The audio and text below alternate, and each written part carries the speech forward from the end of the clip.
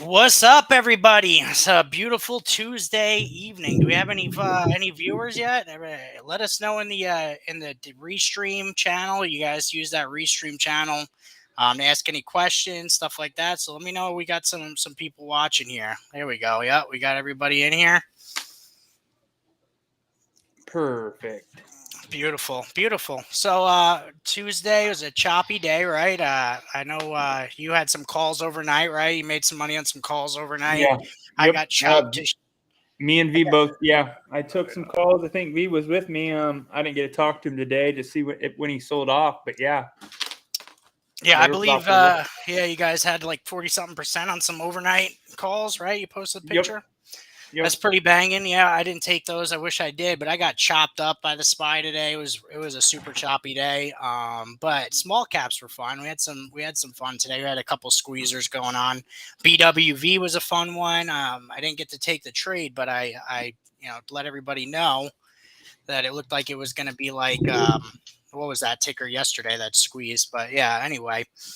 But yeah, it was a fun day, good day. How'd everybody do today? It's not live on YouTube. Hold on, someone just said we're not live on YouTube. Let me check. It should be. Let me see. Edit destinations here. Yeah, we should be. It says we're online on everything. You guys should see the live stream. Let me. I'm gonna check the Twitter real quick. Yeah, check the Twitter. That's lovely. No one's watching us. Yeah, see, it's Ironbot said she said it. Yep, it's on YouTube. Watching it Yep. now. Yeah, Okay, it's yeah, live. we're live I here on can see it. YouTube, our Twitter, Twitters, Facebook. Facebook. You can go on my Facebook. I should hook up the Accolades Facebook to it as well after this stream. You have it to yours though, Oh, but there we go. Now we're getting some chat. Where'd that chat thing go, bro? Oh, it's right here. um, I got it. Now I can stop looking at my phone. So yeah, it was a great day. Even though I got chopped up on SPY, I was a little shitty about it. But I hung out with the kid. What about you? I know you worked today yep. for a little Work bit. today, a little bit longer. Hopefully, I'll get out tomorrow. Should be a pretty good day for me at work. I mean, I guess there wasn't a whole lot of excitement, honestly, when it comes to SPY. Yeah. Just a lot of chop sideways action. So, I didn't really, short of my overnight calls, I mean, really kind of just got chopped up in SPY today as well. Nothing special. Tomorrow is really going to tell us, more. Yeah, But of what's going on. Yeah, I expected a nice relief bounce, but I mean, it was a little, I don't know, the price action on everything was a little funky. It'd false break one way, false break to the downside. It was just catching people all day, pretty much, is what they were doing, just burning contracts. And same yep, thing with like Tesla and all the large caps that I keep on my screen. And then we had AMD. They reported after hours the weakest gap up on good earnings I've seen from AMD in a long time. Last earnings quarter, the earnings season, whatever you want to call it, they ran up 30-something% in the after hours on a beat. But yeah, so we had the AMD. I played a little bit of that in after hours, shorted it, got smoked, took it long, made some money long. It went from 90. I took it at 96.30 to like 99. So it was a nice little one. And then that's pretty much it. So we hopped on here. We wanted to run a little bit of a crash course with everybody. We get a lot of questions on strategies we use, different indicators. How my scalping strategy. I get, people wanted me to make a video, so I figured this was easier because we can answer questions. Odin's going to show you guys a little bit of how he uses his active trader to trade options. Which is pretty dope as well. So we'll have him go over the active trader on just a brief overview. He has videos already out that you can get the full on action, the juice on, and I think those are on Odin's Palace Trading. I know they're on there. I think they're on our Accolades and in the Discord as well. But before we get into anything else, we'll just say right now everything we go over is not financial advice. We're not financial advisors, just our opinions, and what we do is nothing, no buy or sell signals, nothing like that. Just so everybody knows. Yep, All just right. two dumb guys sitting here talking. Yeah, pretty much. Yeah, just two hillbillies over here just getting it in. Little So, Bill Hills. yeah, why don't we start it with any questions before we get in? Any like overview questions before we break it down? I know uh, Odin just asked any questions. So, anybody Yeah, got well, I'll anything? go over Now's the my time. I'll go over, my I'll go over, how I have some of my layouts real quick. We'll go over this real quick, and I'll show you how this is set up. 1 second, let me get rid of we'll get rid of this here. So this is Webull. Both my Webull and my TOS or TD Ameritrade Thinkorswim are pretty much set up the same. I use them for options, but honestly, it's a good active trader for even shares, depending if you don't mind trading ladders. So I don't know really. I just kind of thought, hey, I like trading active ladders or active trader ladders. So I just kind of came up with this concept. Right here, I added, this is like, so if I'm playing spy, I've got it right here in the center. And then both these are linked to here. As you can see, I've got it set as group one, group one, group one. Now, the chart on the left and right, those are the options chart, right? Yep, The correct. contract chart. Yeah. Just so everybody knows, he's got SPY main chart in the center, and then he's got the call side, put side, and the contracts chart. So he can kind of track the chart as well. I got you. Yep. And I run my charts, I run them on especially helpful with contracts as they go down from like, $20 because, they were made quite a while down to, $1. To help condense it, I run them as log charts instead of the linear. I mean, you can just go in here to chart settings, go to your access, and then it'll have, linear, log, and percentage. That's just how I run them. But yeah, so I have them linked. So anytime, so if I go over here and say I want to buy 408 calls, I can add them right in here to my calls watch list. So I can add a bunch of different strikes in here, and I can as well go to group cross one, and it'll load all my stuff, my time and sales right here. I as well have an order book, but I'm not real big about it because they like to run algos on these, set high and low, just to be able to, for people jumping into these options, they can sell them to you, for an amount, and then when you sell off because you get scared, they buy them right back. So I like to watch the time and sales, especially on options, because a lot of times you'll see huge bids over here or selling, but actually nothing. You might only get one here or 20 there, so I like to watch the time and sales.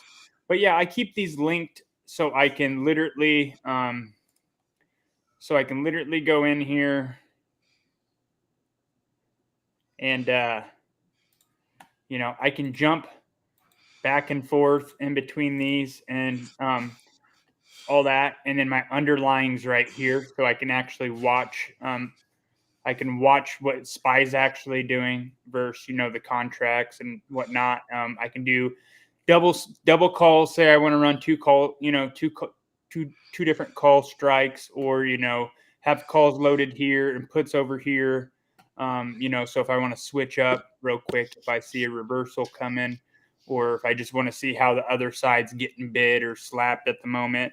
I really just came up with this, because I like the concept. I can sit here, I can go to my favorites, I can, buy 10, 20, whatever I want, 100 contracts, hit it, buy stop, I can buy limit, and then when I get in, I can, I can either sell limit or I can set stops, and then I can drag these stops up as I go, as the price rides, and say I can sell in, I can bring this down, say I have 20 contracts, I can go here, hit 5, and I can set like five, five, five, five, and start just drag my stops up and let it stop me out as I'm playing or whatnot. And then it'll show my position, so it'll show my money down here. You know how much I'm up for the day or down for the day.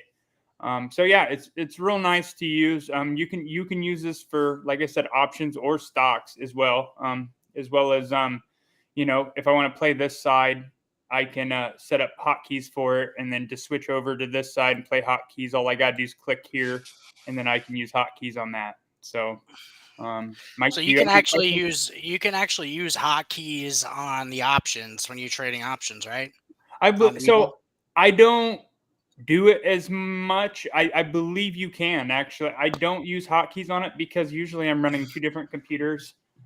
Yeah, You know, if I'm running Webull on this computer and then my other computer, I might be messing with my TOS. So just not to get confusing, since I do two computers, I don't really run hotkeys very often since I just use the ladder. It's easier just to have my mouse and do it. But I do believe, yeah, it works with it. That's something I will have to, um, investigate a little more yeah, on maybe. double check. But it should, in theory, it should work. Yeah, And so so this is the active trader setup, right? yep. And That's what then it's I called. also, so I have it in widgets. So I can also, if I wanted to go over, I can flip real quick and do something like this as well. Both of these have active, active trade and ladders on them. So, and then I keep my options chain in the middle. And yeah, so, and then like I said, you can load your calls and puts up with different strikes. Say we're on a downtrend and you think we're going to get calls. Well, you know, you might not want to buy 426s for, you know, $4 or whatever. You know, I'm just coming up with the price when you know it's coming down and not realistically going to go back to, you know, 426. So you can, you know, add a bunch, you know, so as you downtrend and looking for a reversal, you can, you know, the contracts are going to get cheaper, but you know, you still do want to get closer to in the money, or be closer to being able to go into the money than, you know, far away. So I yeah, gotcha. Okay. Alrighty. So yeah, anybody out there that's watching, I know there's not as many as I was hoping for, but we do have a couple across all the different platforms. If you got any questions on the active trader setup or anything in particular, write that down in the chat in the restream chat, or if you're on, if the people are on YouTube and they write in the chat, would that come up here too, or is yeah, it yeah. just yeah? Everything, whether they're in, actually, you can see where they're writing from. Oh, there's Julian Julian. says on here.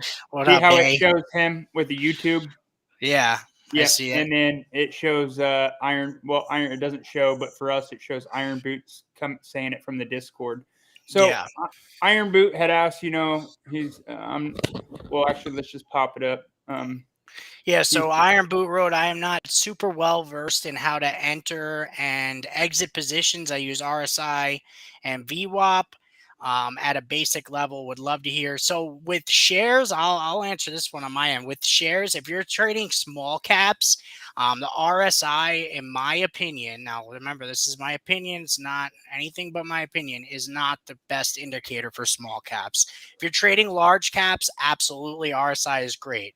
But the RSI, I've seen stocks, under 20 RSI on the daily for months straight and keep going down, as well as over 70, over 90 for months straight and keep going up.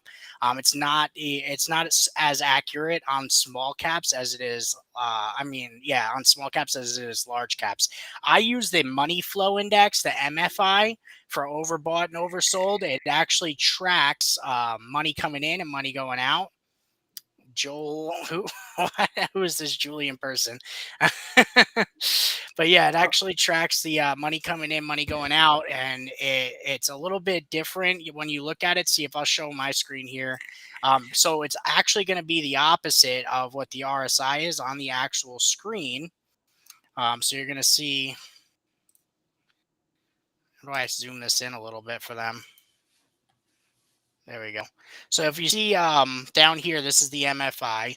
When the MFI is going up, that means money's flowing in. When it holds up like that, like we seen it on what was the ticker?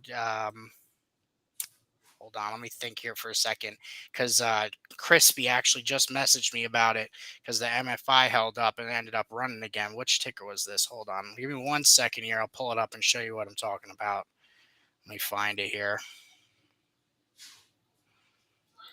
But yeah, you want to. This tracks money flow, so it come when it's going up, money's flowing in. When it's going down, money's flowing out. So you want it actually, the money flowing in and holding. Like, see how right here on my screen, it's up over the and I use it on a 40, I mean on a 60-day period. When it's up here in the 50s and 60s and 70s and it's holding like that, you'll see that's where you get breakouts. That's where money's holding or they're adding, and you'll get the breakouts. When it's down in here, when it starts to go under, you'll see it starts to drop. So I use the MFI for small caps, but let And me. that's diverging technically right now. Yes. So, I mean, I guess everyone's got a different style of, obviously, typically a divergence like that, it means that, money's flowing back in. They're soaking it, and then they're gonna pamp So it once they Yeah, got. so this was the chart we were looking at, MDVL, right? It was overplayed. It was in play for like a month, right? But if you look here, the MFI never, it still hasn't dipped. Like, I still think this stock's gonna end up running again. It came up and it's holding on the daily chart here. So the other day it popped, right? It ran to like $2 from like $1.60. It popped and it's holding this level here just as support, which was a previous resistance level. Like, this is one that you would keep on watch for a potential. They'll run this back up unless you start to see this MFI drop. The money flow is still holding. They haven't left on MDVL. This is one me and Crispy were talking about, I think 2 days ago. So it's definitely one to watch. This one is on my watch list because of this reason right here, and this reason alone. The MFI hasn't came down. So I use the MFI coupled with the MACD. I use just simple indicators. I use SMAs 50, 100, 200, and I just started messing around with the 11 today as well for when I'm trading SPY. And because I find that the SPY, it follows when it's running up or running down, it bounces off of the 11 MA. Pretty consistently. So I started using that. But other than that, I don't really use too many indicators. I let price action kind of tell me when to get in and when to get out. I watch a lot of time and sales level too. That's how I make my decisions on entry and exit, coupled with a few indicators I use. So I hope that answers your question. If you need a good book on price action, time and sales, we got a couple of them in the ebooks to learn how to read the tape better. That's something that'll change your game. And then, I'm contrarian. I use a ton of indicators. I don't always use them, but That's why we gel so great. We're like complete opposites with our charts here. So I don't always use all these. I do keep them, and I can just click out of it if I just want to watch price action. Some people are like, "Why do you got so many?" Hey, if it works for me, it works for me. I mean, I've looked at people's charts and not understood theirs, just like they can look at mine and not. Um, right here, this is where you see the green line. This is a RVI, so relative volume index, and then I've got TTM squeeze right here. And I overlay them on top of each other, along with right here, I run the MACD, and then I run OBV right here. I really like OBV because OBV is really good at diverging price-wise. I know you might not be able to see it now, but OBV was actually technically yesterday rising when we had this bounce when I had called those contracts yesterday. It might not really display it on the chart now that you look back, but yesterday when I was when I had called those calls out, it was technically diverging from the action here. Along with, I kind of took up Mike's thing with the 60. I have MFI here. I have it set at 60. I like the concept. So, I went ahead and put it on here with RSI. So the RSI is the purple line with the yellow line is the moving average. So I like that. And then I went ahead and overlaid that with the MFI from, Mike's whole 60 thing. So, I couple all these to look just for the divergences and things. And how long? So this is too. We gotta point out, like, he's been doing this a long time. So this is a lot of trial and error, right? This isn't just like you just started using all these indicators. Like you've mixed them up a bit until you found ones that you found, a script that worked for you. Yeah, and like I Yeah. said, they don't, I don't necessarily. It's just easier to leave them, because I can just click out of them and simply straight look at price action. But I really like. I mean, obviously RVI and RSI are very similar how they're calculated. But sometimes I even like it with over the TTM squeeze, because I mean it can tell you the picture here. We cross down here in the cold area, up here's the hot area. So we come down here, in the sharp spike, we're down here low. There's a good chance we're going to get some sort of reversal, at least up to the upside before we come back to the downside. Um, a lot of my indicators I run instead, at 10 instead of 14. So my RVI and RSI, well, my RSI might actually be at, no, it's set at 14. 10. So yeah, I Set 10. run my RSI and my RVI both at 10, and then 60 for mics. But yeah, I just, obviously you're gonna right here. The MACD is very similar to TTM squeeze in a Yeah. certain way. Obviously, when you get these green, it's firing. That's when the action's happening. The red areas where it's about to pick and squeeze to a direction. Like I said, everyone's got a different style. And then here, this is actually something new. It's called RVWAP, which is rolling VWAP. It's only through TradingView, and I like it. It's a new kind of VWAP that's It's like actually VWAP bands, but just a little bit and more like wavy, they're like waves. calculated off a rolling time period instead of just a simple because normal VWAP's only intraday. Yeah. So it's reset every day. This technically goes off a rolling period. Oh wow, that's As pretty cool. you can see down here, this is a 4 hour. If I jump down to say the 1 minute, it's calculated off of a 1 hour rolling VWAP. And I have my band set at about 1.5, and usually it's pretty accurate when it comes to if you get this overshoot and stay over it too long, it will reject pretty much Yeah. anywhere you. It's overbought. Yeah, so it kind of works like It's not Bollinger Bands, but It's like the regular. It's like VWAP bands, just a rolling time period. Because yeah.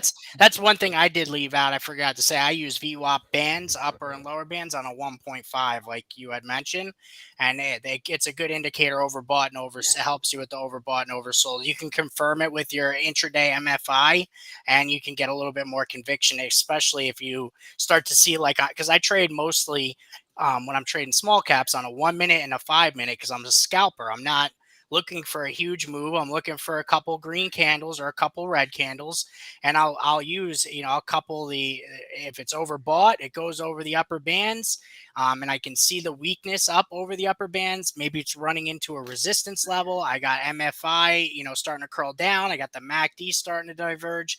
I know it's time to get a short in, and I can short it down to VWAP So at the very minimum. as you can see here, this is your normal VWAP with a 1.5 band, and then this is rolling VWAP. So see how it's a tighter band, Yeah. and it follows. So here we're outside the band. So at some point, there's going to be some sort of sharp reversal. I mean, you don't know. You can only assume that there's a good chance that there'll be a reversal since it's fell so far out. But in a normal VWAP, it wouldn't. So it's just something. I jump back. This is newer. I like it. I as well have like breakout finders that helps tell when you're breaking out from an area, or so it's just you don't need all that stuff, and I don't always use it. I have different setups here, which actually for a lot of people that use TradingView, I do need to do a video on how I set up different charts to be able to jump back between financials, things like like FINRA here, to see the short interest, so I can just quickly jump in and out of uh, different things. So, Yeah. Yep. Okay. So we got another question that actually got buried here. I wanted to go into here. So this is from Let's Go. I don't know who Let's Go is, but he said best way to play VWAP: scale out as its support or resistance. If it doesn't break VWAP after 2 or 3 tries, seems like most of the time it dumps. So yeah, a lot of my scalping strategy really is just VWAP. I use a couple, like I said, a couple brief indicators, but it was mainly built off of VWAP. So this is a good example. I'm going to pull up my screen here. I shorted SNOA today, right? And I shorted it quite a bit. And I shorted it in the pre-market, right around here, I believe it was. Or maybe it was here. I think it was this one, off of the VWAP projections, right? Is this pre-market here? No, this isn't pre-market. Yeah, this is pre-market. yeah. Yeah, so I shorted it off the VWAP projections, false break here, shorted it, got a nice clean fade. It double bottomed off of the 200 MA, bounced up, caught it again off the false break, faded. So you get a couple failed breaks of VWAP, and it's a very easy short right here. You see this? You got 1, 2, 3, 4. I can't crack it. You start scaling in after the third failed break is usually what I do, and I'll just risk off VWAP. So you can get a short like this where you're in at 407 and you cover at, let's say, 3.87. That's 20 cents, right? 20 cents, and you're risking off 3 cents. I mean, it doesn't get any better than that. If your risk is 3 cents and your reward's 20 cents, I mean, that's almost 5x your risk to your R's right there, whatever, risk to reward. So that, it's very simple strategy you can use intraday. Then I ran it back here. It kept failing the break, failing the break, failing the break, and was able to right out the open get a nice short there. Came back up with some strength. Thought it was going to break. As soon as it crossed VWAP again, I was back in short. Got it down to here. So I was shorting SNOA pretty much all day. I was in and out of shorts on SNOA, and then eventually it just gave up. Right, it'll come up, it'll give it one last hurrah, and then it just gives up, and it's an all-day fader. So you get a stock like this. I mean, and then you see all of us starting to cover. This is just all of us bears here just covering out before the end of the day. So you get a nice clean play like SNOA here. You can short off a VWAP all day. That's all you need to do is just hit VWAP. You see it fail it 3 times. You scale it on the 4th try. It fails again. Odds are it's going to knife. And then same with the long, right? So let's look at BWV, right? Same thing with the long. So I looked at BWV today. Someone mentioned it early in the chat. I think it was Never Learns, right? He mentioned it very early. It was right around here. We should all listen to him, but I didn't. And then I mentioned, because I seen the increasing volume on this. Every candle was increasing on volume. I said this might be because yesterday we had a play BTTX that squeezed up to 100% into the after hours. Went about 120%. So usually you get over about 80%. They magnet up these small caps to 100, and then 120 is after 100 on these small caps. So you could have played this one off VWAP long, right? So if you caught it early, fucking God be with you. Great. You caught this double bottom here. This was a clear long indicator. Me and Crispy, we do a lot of one-on-one sessions. And we've been going over this long setup, because we've gotten caught short here quite a few times where we're trying to short, doesn't break VWAP. Try to short it again, doesn't break VWAP. You get this double bottom and it holds VWAP like this with some volume, it's going to rip. And then as soon as it breaks out and comes back and tests that high and holds that high, that's your long entry right there. Boom, you got, from there, if you would have, added VWAP, sold the pops, added VWAP, you could have scalped this thing all day. Sadly, I didn't, but you could have. You absolutely could have. It held VWAP all day, even into the after hours. Now it's fading a little bit. They dropped an offering, or they're going to drop an offering. But this is just, I wanted to give you a long explanation of VWAP and a short. Whenever you take a play off of VWAP, long or short, your risk off is going to be a candle close under VWAP or a candle close over VWAP. 1 minute candle close if you're scalping, 5 minute candle close if you're day trading. Oh, that's Freel. Okay, what up, Freel? Yeah, so that's that. That's how I scalp off VWAP, brother. All right, so we got that one. TTM squeeze is also a good one. You're right. I forgot to mention that one as well. I do confirm my MACD with my TTM squeeze every once in a while. Jack Buer, volume. Do you use relative volume as a way to identify stocks with unusual volume inflows? If so, what relative volume number do you use slash look for? So that's a good one. I mean, I typically just go with the RVOL. I'll use it for intraday if I think something like BWV is going to squeeze. I'll compare the relative volume to previous. What about you, Odin? You got anything on RVOL? Um, so I'm big into TradingView. I like it as a platform because not only can you share your ideas and share them with the community. There's a great resource of different indicators and with Pine Script and everything else. And there's indicators out there that help that you can load up that'll show the relative volume versus its previous days. So that's one of the scripts that you can get on TradingView, which is really nice. Obviously, when you have more volume in Are you any talking stock. about volume profile? Oh, what did he? My bad. Did I? Am I? Hold on. You. No, I just was asking if that's what you're talking about. Volume profile. Oh, relative volume. Yeah. Yeah. So, it's relative volume in general. So, obviously, anytime that the relative volume's above its average volume, you're going to usually have a move one way or another. Yeah. Typically, so it is nice to be able to pull up indicators instead of just having to check Webull to see its relative, you know, volume. So there's indicators out there on TradingView and other things that can scan and send you alerts, which Yep. any scanner can. But Yeah. on TradingView in general, um, depending on your indicators or other things, you can literally have them notify you off of certain scripts on breakouts, on all kinds of things. That's why I'm really big into TradingView's platform because it's resourcefulness for you know like-minded people that think outside the box and don't always use say your typical indicators. They can make new ones that are more creative and Yeah, you could things set like up that. your whole own little thing on TradingView and then save it. Because anytime I go on there, I look into indicators. You'll see different people's names next to the scripts and stuff. It's pretty cool. So Absolutely. so Julian the clown here said tips for paper handlers. How do you both manage emotions when green in a trade, holding through the volatility, ultimately for a bigger move? So that's gonna be a good question for Odin because I am probably the biggest paper handler there is. I'm pretty quick on scaling out. I look for 10, 20 cents.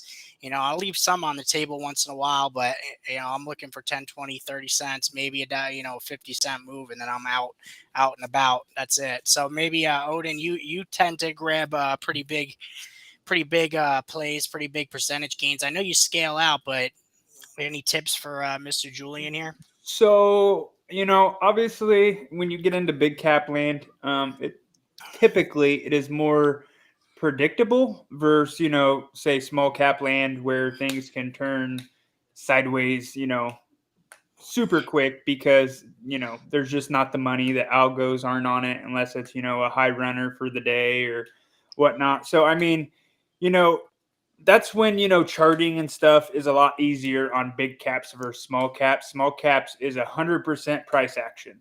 You have Hmm. to play small caps usually on price action. So, obviously, I'm already trying to be one step ahead. Then it comes down to timing. That's the hardest part is you can't time everything. You can see its potential moves both directions. So, when it comes to that, usually,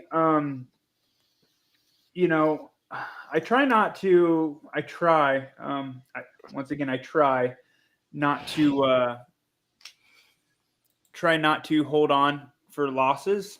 I'd rather average up than down, but there is times I do go into option trading purposely knowing that I'm going to average down. So I will start with a super small size just to get skin in the game, and then whatnot. But say I buy 100, 100 contracts, or I'm just using that number.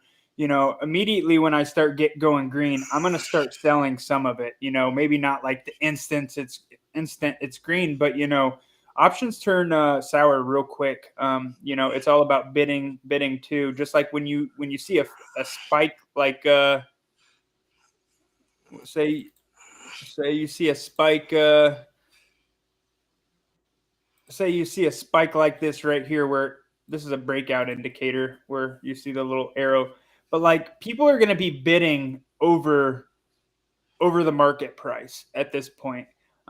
This is a good time that I'll start unloading some, because it'll run way up over the contract's actual value of people trying to jump in. That's a good time to scale out, in my opinion. Yeah, If I you're agree. scalping, because I mean you're going to be able to sell them for more than what they're actually even worth. That volatility is going up. So I, I'm real big about it's nice to hold on to some winners, but if I buy 100 contracts, I'm not gonna hold all 100 contracts, to be honest. That's just greedy. I'm gonna sell some off. I might hold on to 20 and then set some stops or whatnot. So I might sell 15 here, 20 here, another 20 here. By the You time know, you're up 200%, though, you probably got a handful left, Yeah, if yeah, not just because one. the thing is you can let the rest ride once you got your investment back, you can let the rest ride, and then obviously don't take a loss on them. Yeah, set a But stop, drag it up. so it's not like on these 1,300% days that I held 200 contracts the whole way up. No, I mean that's not realistic. Even when you're holding any sort of size, I mean you'd be stupid, in my opinion, to just hold the whole size. I mean, yeah, you might end up with only having five, out of 100, but Yeah. you still held it. And likewise, those five are going to be worth, maybe equal to like 40 of ones that you sold back then. But hey, at least you got to make that gain while you did it. But yeah, I mean it's hard not to paper hand, especially on options. And if I was the paper hand, I would rather paper hand on options than shares, because at least shares you can hold on to them and there's hope for another day. Options, there's not, especially in ones that I like to play, which are zero DTE or next day expiry. So you know but the biggest Yeah, thing, like, you could get yourself cooked real quick holding too long on those zero DTEs. Even if the move is working in your favor, yep. one pullback and you wiped off 100% when Or you're just up. like volatility. The other day I played what was it? I played for earnings. UPS. Yeah. Yeah. UPS, UPS. yeah. Okay. So I UPS took burned both ways. I got burnt on them. Technically I was right. I bought like I think it was like 190s. It was at 190, and I bought 185 puts, and it did go the direction I wanted. It went down to like 182, so technically I was in the money, and I bought them at 190, and it went down to 182 with the strike price of 185. Well, the issue is the volatility went down. So a lot of people don't account for the fact is if the volatility drops out on an option, it doesn't matter how if you're going in the right direction or not, because the premium's gone. So Yeah, and the wipes you big thing out. people got to watch out, paper handling's not always bad, because No. a lot of people are buying things, and they're cutting their winners fast and holding on to their losers longer, and it should be the opposite way around. You got to Well, take that profit. that and if you notice, like we just had a pretty big washout, is what just happened, right? So we had this whole 2020 market. If anyone was around during there, where you could buy any low float stock, any small cap that was oversold, and you got 1,000% runner in the next month or so. Everything you could hold, everything. It didn't matter. You could chase up 100% on the day, and you would get another 100%. Like it was a mad market where everybody's mentality was no stop losses, buy, hold. You get 100%, you start scaling out. When this market now happens, we just saw a washout. Like if you see on Twitter, you'll see a lot of these furus accounts are closing down. People are getting washed out of the market because of that mentality. If you're not using a stop and you're not taking profits, I mean, what are you're just gambling, in my opinion. Like, we're in this to take money from people that are billionaires that have been doing this for 30 plus years. We're taking the crumbs, but still we need to get our money in, get our money out in profit before we Compound. get compound these small gains before we get smoked. Because if you look at a lot of these plays, even just this one right here, BWV, like, even though it ran 100%, if you bought like right here on a breakout right here, right, you brought this breakout and you got 20 cents, 30 cents, 40 cents, but you were greedy, you're going to take this all the way into the red now. And then obviously went back up, but now you're taking it to the red. If you're using a stop loss, like, you're getting stopped out. This is why I always say, take the money and run.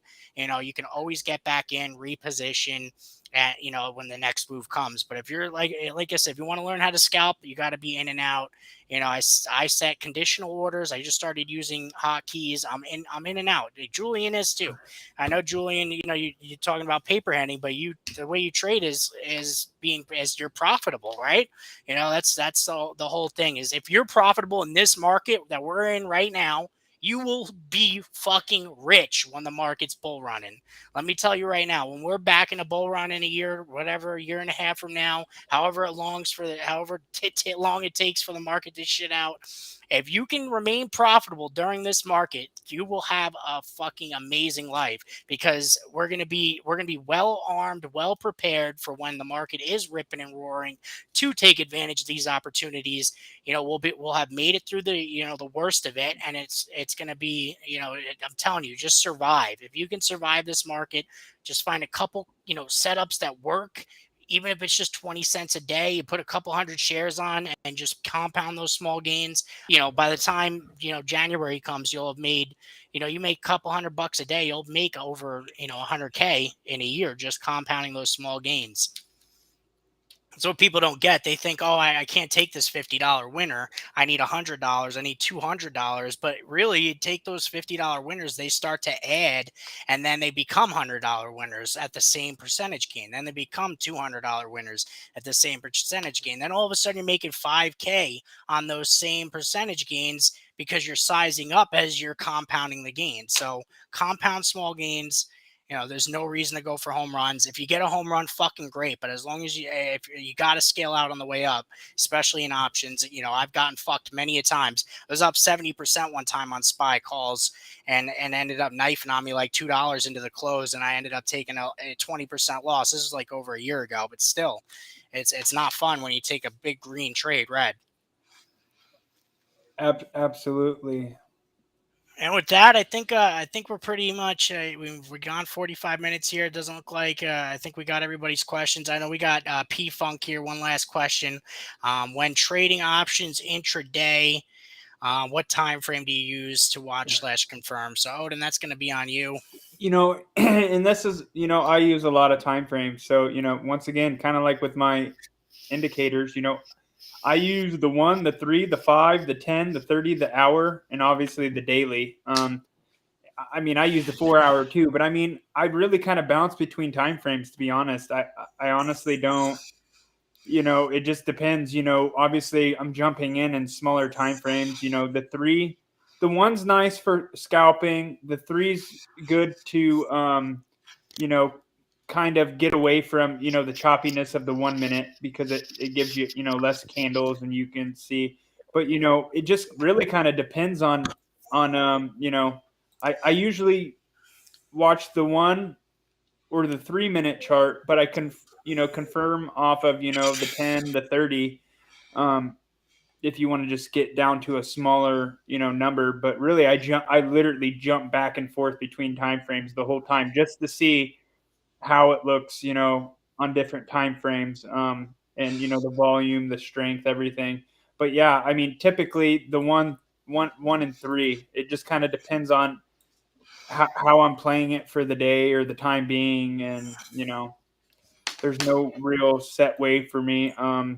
Especially for shorter term contracts. Obviously, if I'm riding out farther, I'm not even, I might enter to buy contracts for longer term. off, a smaller time frame. But if I'm buying out, weeks away contracts, I'm strictly, looking for the moves off, the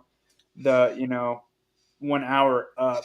But I would buy my contracts just to get them cheaper, down here. But typically day trading, I stick between the 1 and the 3 minute for jumping in, and then I'll confirm it on, say, the 5 or the 10 or 30 when it comes to making sure, okay, if I drop below this level, just like MA bands or EMA bands, you know, the 200 EMA for on a 1 minute chart is equal to, like, on a 5 minute chart being maybe, the 13 EMA. I don't technically know off the top of my head, but so I guess when it comes to EMA, it's all about relativity and how you identify things. That's, we're looking for patterns as humans, um, and that's what we're looking for when we trade. What your brain relates to, and that's why EMAs and SMAs are popular for people, because they're easy to correlate in your mind. Well, with that being said, I think we'll wrap it up here. It was fun. I'm glad a good bit of you guys checked in, asked some questions. Make sure you follow us if you're not already on Twitter. If you're not in the Discord, join the Discord. It's free. Hit the link. That'll be under this right after the stream ends. I'll post the link under. Plus, it's right there. Discord, Accolades Trading. We're not financial advisors. Once again, subscribe to the YouTube, like and subscribe, and make sure you get on Odin's newsletter list. Get the plays before they're alerted. Hit that link too. That'll be down below. And then also WhaleStream, if you're an aspiring options trader or you're a profitable options trader, WhaleStream will get you all the flow you need. $10 off using Mr. Odin's code here. So that's for options flow. You got WhaleStream right here, shows you when big orders are hitting, and it's got a lot of cool features in there. I'm actually probably gonna subscribe in the next Yep, couple you of weeks can go here. down to contract dates. So if I'm just wanting to see where big money's playing their money for today's or for tomorrow's expire, I can filter it, and then look up here at the top. It'll tell you the sediment, and as well has dark pool flow, which is really nice to have. And during the trading day, a lot of times we're too far in there, but during the day it'll have the bid and ask, and it'll say above bid or below bid or at the ask. So that's nice to see, because that's not strictly for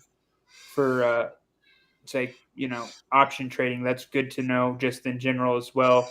But it'll tell you the sediment, how much money and call flow, put flow, the call to put flow, and Ratio. then you can switch it up, click on it, and it'll tell you how many call contracts versus put contracts. And then, like, as you can see, when I click this, the sediment's bearish if you're talking about money. If you're talking about the actual call flow, it would be bullish, because there's more call. The put to call is actually 0.62 when you're looking at contracts, and then obviously the put to call is 1.9 if you're talking about actual money flow of the contract. So yeah, it's useful. Yep, hit the link. It's $10 off a month, so you get about $120 off a year. And if you do the yearly subscription, where you get 20% off of it, it'll add that 120 off as well. So you get hooked up with that. And with that, it was a pleasure. If you guys have any questions, hit the DMs. And we love y'all. And I'm ready to take some money from these rich fucks tomorrow. And yeah, with that, you guys have a good night. Take it easy.